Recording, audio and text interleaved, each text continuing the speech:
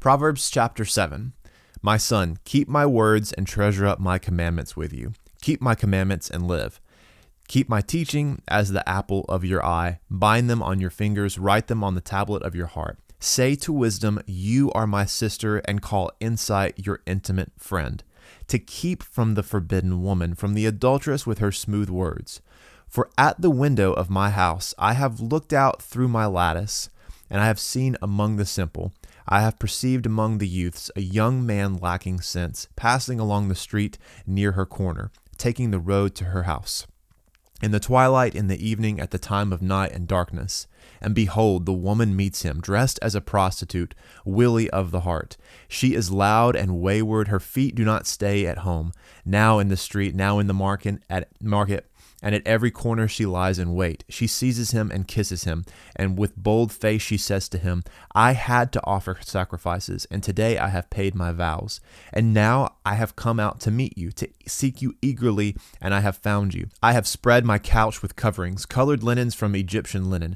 I have perfumed my bed with myrrh, aloes, and cinnamon.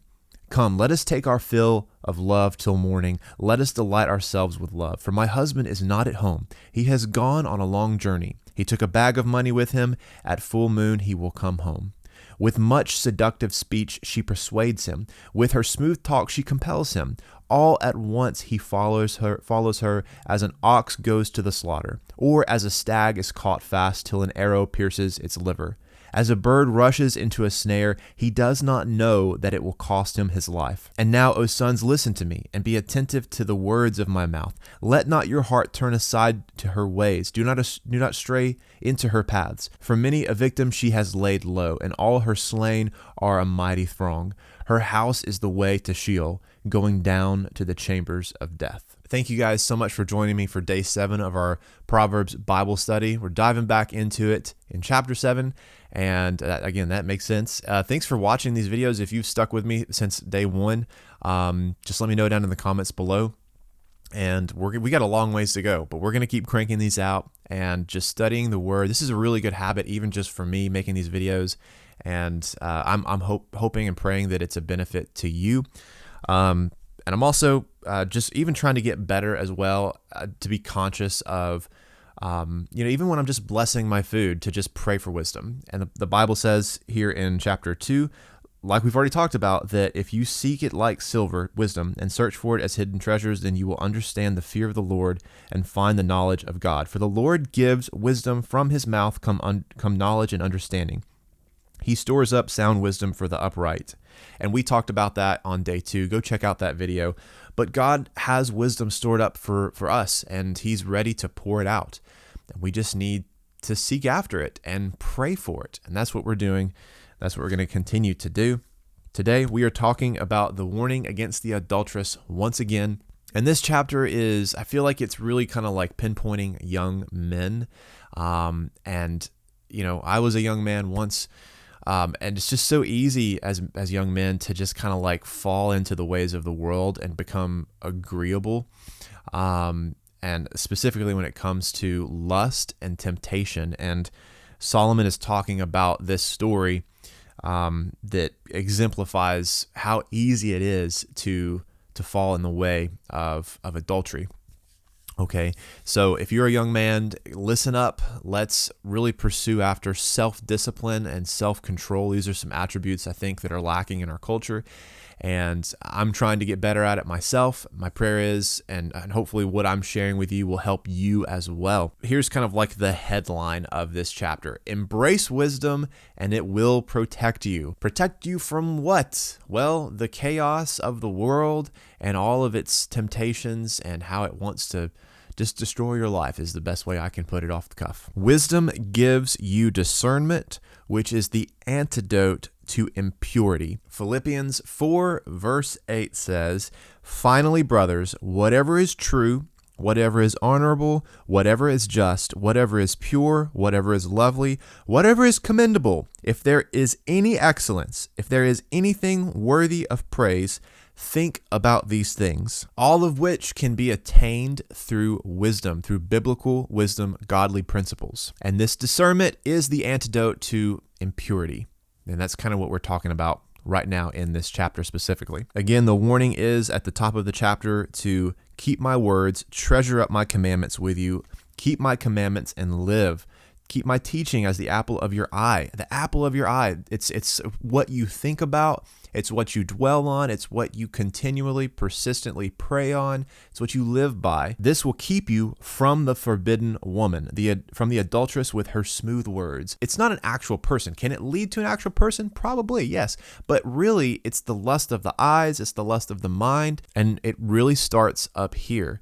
And it starts with an ability to keep yourself in check. And again, the more you're in the Word, the more that you're praying and becoming a theologian, you're going to be aware of these things. And that's the Holy Spirit's reproof. He's going to say, hey, Justin, man, like that wasn't right. Or, hey, like, you shouldn't be doing that. You shouldn't be looking that way. You shouldn't be looking at this. You shouldn't be thinking this. You shouldn't be saying this. It's a weak muscle. And the more that you lift that weight, those muscles are going to get stronger. And then he goes into basically sharing the story of how he saw from his window a young man lacking sense.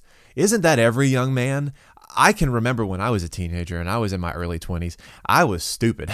I had no sense. I had common sense, but like, you were very impressionable. And also like self-control and that discipline, it just wasn't there. At least for me, I felt like I had a hard time with that. But the story goes on where she basically seduces him and they have an affair. With her seductive speech, she persuades him. With her smooth talk, she compels him. And just like the ox to the slaughter, like a stag who is caught till an arrow pierces its liver, and a bird that rushes into a snare, he does not know that it will cost him his life. Again, we are reiterating that there are direct and indirect consequences to these things. It even says there in verse 27, her house is the way to Sheol, going down to the chambers of death. The language here is very serious, it's very intense, and it's to communicate to us, it's to teach us the seriousness of where these things can lead. They can lead to really destructive, really horrible things. And where does that destruction start? It starts with the heart. Jesus says in Matthew chapter 5, verse 27, you have heard it that it was said, you shall not commit adultery. Okay, we got it. But I say to you that everyone who looks at a woman with lustful intent has already committed adultery with her in his heart. And that's where it starts. It doesn't just start with the action of going out and committing adultery. It starts with some sort of lustful thought. And we are all guilty of that. It goes on to say, if your right eye causes you to sin, tear it out, throw it away, for it's better for you to lose one of your members than your whole body and be thrown into hell. Is Jesus actually saying to go and do that? I don't think so, because ultimately what's going to end up happening is you're going to end up having to cut your heart out, because all of the extremities, that's the tool that goes out and does the action, but it starts right here. You're going to have to cut your own heart out if you want to stop sinning. And then in Ezekiel chapter 36, verse 26, but before we get there, this is God saying to Israel there at the start of that section. If you go down to 26, it says, I will give you a new heart and a new spirit I will put within you. And I will remove the heart of stone from your flesh and give you a fresh heart. I've heard it said before that it's not a behavior modification, it's a heart transformation. And when we get down to the roots of the issue, we realize, okay, it's not a physical problem that we're dealing with here. It's a battle in the spiritual realm. Like we said yesterday, there is a sanctification process. So Jesus comes and he makes our hearts new.